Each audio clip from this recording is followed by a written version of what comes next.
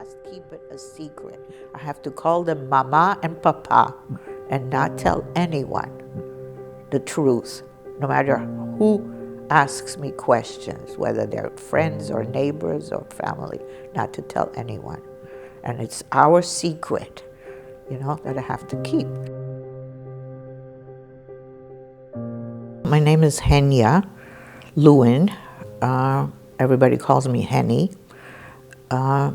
I live in North Amherst. I was born in Lithuania in 1940 in the city of Kovna. About a year and a half later, after I was born, the Germans conquered Lithuania.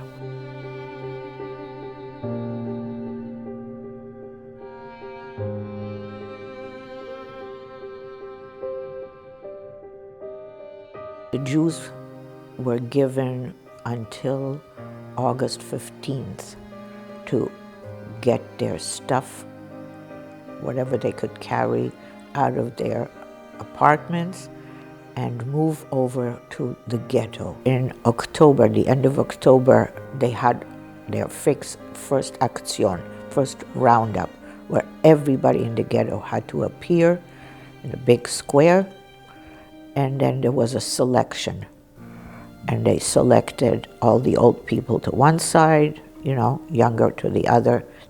So that's what happened to my grandparents. They were selected for death, we found out, plus my father's older sister, brother-in-law, and the two girls. They all died in that first roundup.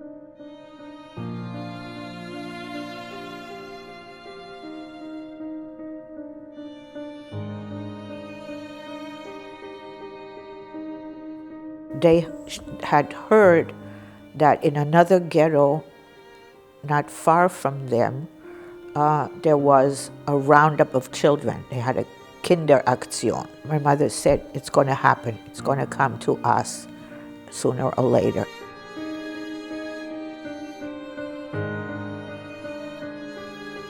Their job was to sort boys' clothing, women's clothing, men's clothing, to go through everything. That was the job of a women's brigade. So my mother was very lucky when she got that job, because she came to the conclusion that that would be a great way to smuggle me out of the ghetto.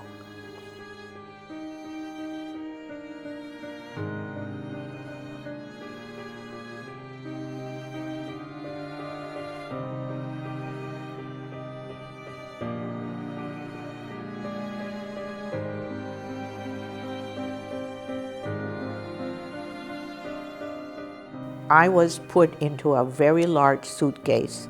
I was sedated, and my father got the job of driving the truck out of the ghetto with all the suitcases and bundles, and my mother put me into the suitcase. First you had to bribe the Lithuanian guard, so that he wouldn't poke with his bayonet, into everything. So she gave him her watch and her red leather boots. The truck left the ghetto through the ghetto gate, and then Mr. Stankiewicz met us and took the suitcase and walked away. When Mr. Stankiewicz carried the suitcase, he was almost at the bridge to cross the river. A jeep with German soldiers arrived. Okay. He had just been stopped by a Lithuanian policeman who was checking his papers.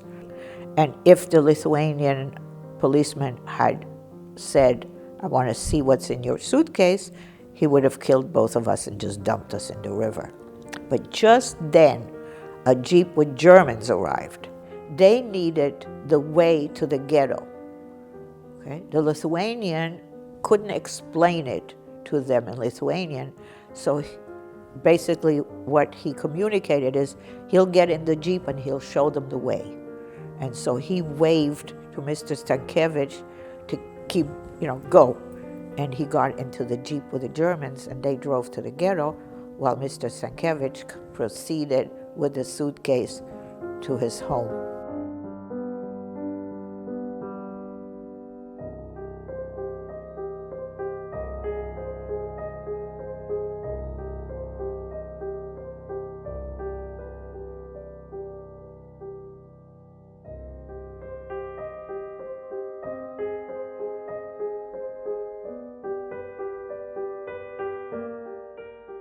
I recognized her shoes, and I almost blurted out that this is Ma, my mother, and that Mrs. Stankiewicz put her hand over my mouth and, gave me the look of don't say anything.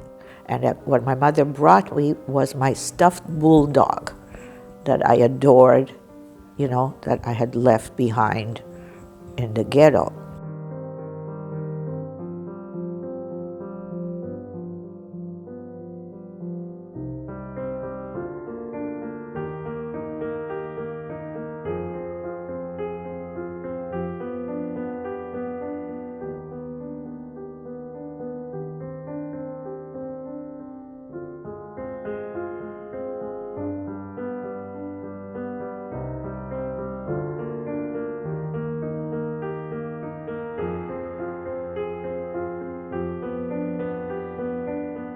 We left through Poland to Germany.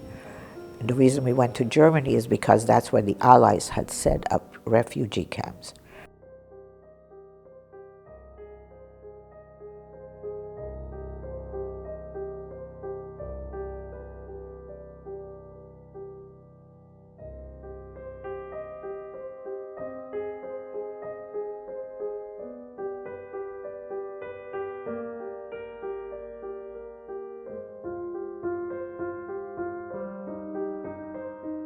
And Mr. Stankiewicz had already died 11 years earlier. I went with Mrs. Stankiewicz to the Catholic cemetery to pay my respects.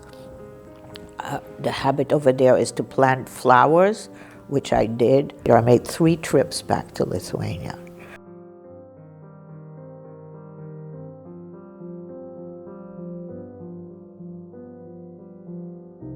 It's absolutely important to learn from history and to not repeat it.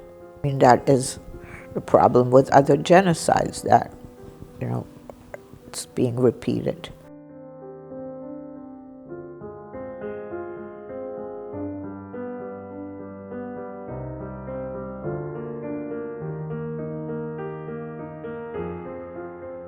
When I speak to kids, I try to stress to not be a bystander. There are perpetrators and survivors, obviously, right? But the largest group were people who said, it's not my business, I don't want to be involved, right? And they looked the other way, and they could have helped. I try to bring it down all the way to bullying in schools. If one kid picks on another, not just hits another, but calls them names, don't say, it's none of my business. Get involved and stop it. I feel my responsibility, as long as I still am able, to tell, to talk about it and tell the story, and give an opportunity for young people like you to hear it from a person who actually lived through it, instead of reading it in a book or seeing it on a video. I think that it's important to tell it and give an opportunity to young people to hear it.